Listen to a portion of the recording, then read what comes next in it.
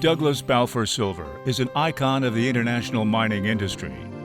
His numerous successes are a result of his data-driven mindset, intellectual curiosity, and creative thinking. Unfortunately, I have a genetic disorder that I got from my mother, which is I'm infinitely curious. So I've switched about 5 or 6 times in different aspects of the mining industry, always because it just sounded more interesting or it was new and I wanted change. Change is good, and I've always benefited from the change. Over his long and diverse career, he has made significant contributions to Canada by having produced mineral discoveries, resolved disputes, built companies, create wealth, and along the way, enhanced the careers of Canadian mining professionals. Douglas graduated with majors in zoology and geology before pursuing his master's degree in economic geology at the University of Arizona. Part of the master's degree, you had to do a thesis, and what they wanted you to do is combine field work with lab work. So I did the thermodynamic modeling of a scheelite deposit in southern Arizona, and I'm still waiting on the movie rights. As an exploration geologist, he was one of the principal discoverers of the Silver Creek molybdenum deposit in Colorado. This led to his promotion to Anaconda's acquisition team, the first of its kind in the industry. Unfortunately, it was very deep and it was very hot down there, so it was never developed into a mine, but it was exceptionally high-grade moly deposit. And back then, we didn't have computers. We were drawing isometric diagrams by hand and cross-sections, and we spent 8 months one winter trying to figure out where it was, and we figured it out and discovered it. His focus then shifted away from geology and fieldwork to valuations. Doug went on to become one of the foremost authorities in mineral economics, mineral appraisals, mining valuations, and mine financing. As a certified mineral appraiser, Doug built a global reputation with his own company, Balfour Holdings. His databases were cutting edge and systematically tracked all commodity acquisitions. I love the idea that you could take an intangible thing like a mineral deposit and you could figure out how to mine it and process it, and then you could figure out how to price that for purposes of buying or selling the asset. So when the industry had its downturn, I decided to go back and get a formal education in appraisal theory so that I could do a better job. Doug initiated numerous high-profile mineral asset valuations and corporate transactions, as well as provided expert testimony at U.S. Senate hearings. And at the time, I don't think there were 5 people in the world that had both a mining background and an appraisal background. And so what happened is my consulting company, Balfour Holdings, became a premier place for people to get appraisals because I had this dual skill set.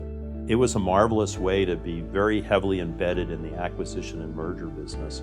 And as far as I can tell, my valuations were always correct. Douglas also supported Canadian mining through the Denver Gold Group, which he conceptualized and founded in 1989 to introduce gold companies to gold institutional investors. The DGG has long been dominated by Canadian-listed companies, and its annual conference continues today as one of the world's principal forums for gold investment discussion. The majority of public mineral companies are listed on the Canadian stock exchanges. So anybody put on a mining investment conference, the majority of the companies attending will be Canadian. It caught on like wildfire, and now we've been doing it for over 30 years, and it's the foremost gold thing, and it's marvelous to attend because you get to see all the CEOs, get to see the biggest fund managers, and everybody's trying to figure out what gold's going to do and how we're all going to make money on it. Throughout his career, Douglas has been a tireless supporter of higher education in the minerals sector. Through his personal financial contributions, the mentoring of students, and his support of women in the industry. It never made sense to me about this glass ceiling that women weren't allowed to penetrate. Women can multitask. Well, one industry that needs multitasking is mining. We're seeing a lot more women CEOs, we're seeing a lot more women on boards, but it's been long overdue. And I did what I could to break that glass. I've spent the last 20 years navigating the mining industry, and I can assure you that I've crossed paths with very few people like Doug Silver. He appreciates the different challenges women face and has supported many of us with an uncanny level of empathy. Douglas's biggest contribution to Canada was in the mineral royalty and streaming sector, with the creation of International Royalty Corporation. IRC was the first royalty company to actively chase non-precious metals royalties. Anytime there's a press release by a junior company, any company, about their option agreements, about their properties, about their royalties, he would file that away. He would put it in his database, and over the years he had a massive collection of all of these royalties throughout North America, probably the world, mainly in Canada, because many of them are in Canada. And with that, he was able to start putting together a portfolio which eventually became IRC. When Doug Hurst and I and George Young took International Royalty public, we used Faskins as our legal counsel, and they basically served as our legal department, and we did over 80 transactions with them. He's doing this massive IPO, and it was amazing. He was so involved in the transaction.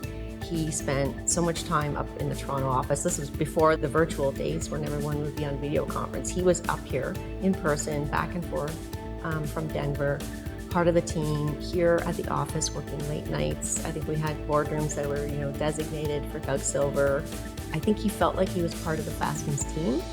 2 years later, they sold IRC to Royal Gold, following a bidding war. After taking time off to perfect his fly fishing craftsmanship, Douglas joined Orion Resources with a mandate to build another royalty portfolio. Titheco was ultimately sold to Osisko for $1.1 billion Canadian, making it one of the largest royalty transactions ever. The thrill you get from making a major mineral discovery it's like nothing else in the world. But what it did was put me on a path of thinking about doing things first. Your life is actually a series of firsts.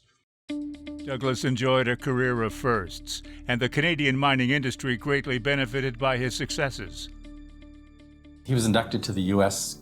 Mining Hall of Fame a number of years ago, and I attended that with a number of my colleagues. And it was at that event that I thought, he needs to be in the Canadian Mining Hall of Fame, not just the U.S. Highway, because he has done so much for Canada. Anybody that knows Doug knows about his incredible sense of humor. Nancy Eastman and I both got emails from Doug, and he said, "I've just received this attachment from the Ontario Securities Commission. I think I need some lawyers to represent me." And I was thinking, oh my God, if he's being investigated by the Ontario Securities Commission, this is going to really ruin his chances for the Hall of Fame induction.